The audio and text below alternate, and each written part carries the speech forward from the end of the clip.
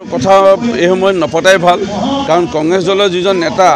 তেওঁ যি সংবিধান আমি মূৰত লগাওঁ যি সংবিধানক আমি সেৱা কৰোঁ সেই সংবিধানৰ পকেটত লৈ ফুৰে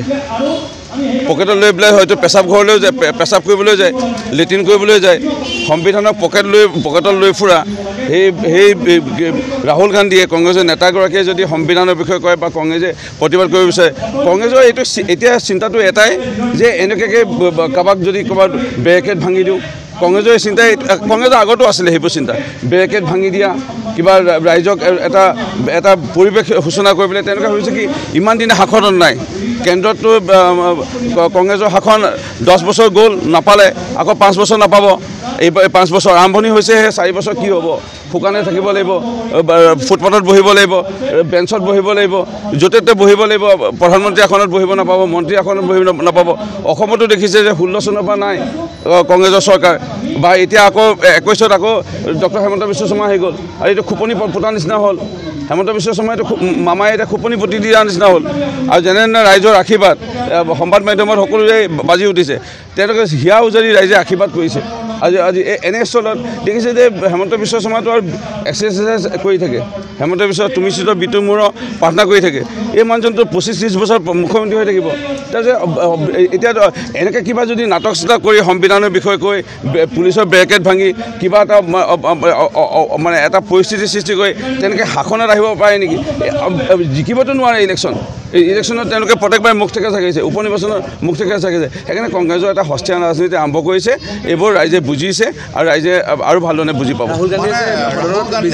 বিজেপিৰ সদস্যক আক্ৰমণ কৰা বুলি কৈছে এইটো মানে কি কাৰণে কৈছে মহিলা সাংসদ এগৰাকীক বা এগৰাকী আই মাতৃক অপমান কৰা এই আই মাতৃ এগৰাকীক নাগালেণ্ডৰ এগৰাকী সাংসদক অপমান কৰা অৰ্থাৎ যেতিয়াই যোন পুৰুষে আজি যদি আমি চাওঁ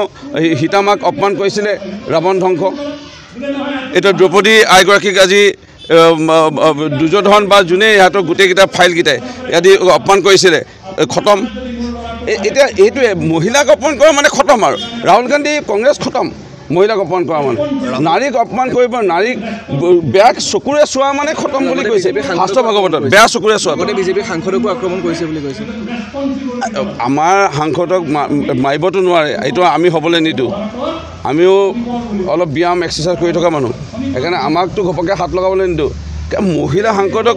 ঠেলা মাৰি দিয়া অপমান কৰি দিয়া এই কথাবোৰ মই কৈছোঁ আকৌ কৈছোঁ ইতিহাস সাক্ষী ৰামায়ণ মহাভাৰতত উল্লেখ আছে স্পষ্টকৈ যে মহিলাক কোনোবাই যদি বেয়া চকুৰে চাব হাতে ধৰাটো বা গালি পৰাটো দূৰৰ কথা বেয়া চকুৰে চালে ধ্বংস ৰাৱণ গ'ল দুৰ্যোধন গ'ল ৰাহুল গান্ধী ধ্বংস কংগ্ৰেছ ধ্বংস চাওক সেইটোৱে কৈছোঁ মই তেওঁ সপোন দেখিছিলে যে প্ৰধানমন্ত্ৰী হ'ব পাৰোঁ নেকি আৰু এতিয়া পকেটত লোৱা পেচাব কৰিব যাওঁতে লৈ যোৱা লেট্ৰিন কৰিবলৈ যাওঁতে সংবিধানক লৈ যোৱা হয়তো এইটো পকেটত সংবিধান লৈ যোৱাটো এইটো কোনো নে এইটো ভৱিষ্যত প্ৰজন্ম আমি কি দেখাম আমি সংবিধানৰ শপত খাই পেলাই আমি জনপ্ৰতিনিধিসকলে নিজৰ দায়িত্ব আমি পালন কৰোঁ আজি জাজসকলে যিসকল মহামান্য আমাৰ সুপ্ৰিম কোৰ্টৰ হাইকোৰ্টৰ জাজসকলে বা যিকোনো আমাৰ IPS বা APS অফিচাৰসকলে বা IAS অফিচাৰসকলে সংবিধানৰ প্ৰতি সন্মান জনাই আপুনি চিকিৎসকসকলে সংবিধানৰ প্ৰতি সন্মান জনাই আমি দায়িত্ব পালন কৰোঁ সেই সংবিধান আমি মূৰত দিওঁ সেই সংবিধান আমি প্ৰণাম জনাওঁ সেই সংবিধান পকেটত লৈ ফুৰা তেওঁলোকে আৰু যদি কয় কংগ্ৰেছে কয় কংগ্ৰেছৰ নেতাসকলে কয় বা বিজেপিৰ কথা সংবিধানৰ কথা মানে অপমান কৰা লৈ পেলাই এইটো হাস্যকৰ এটা বিষয়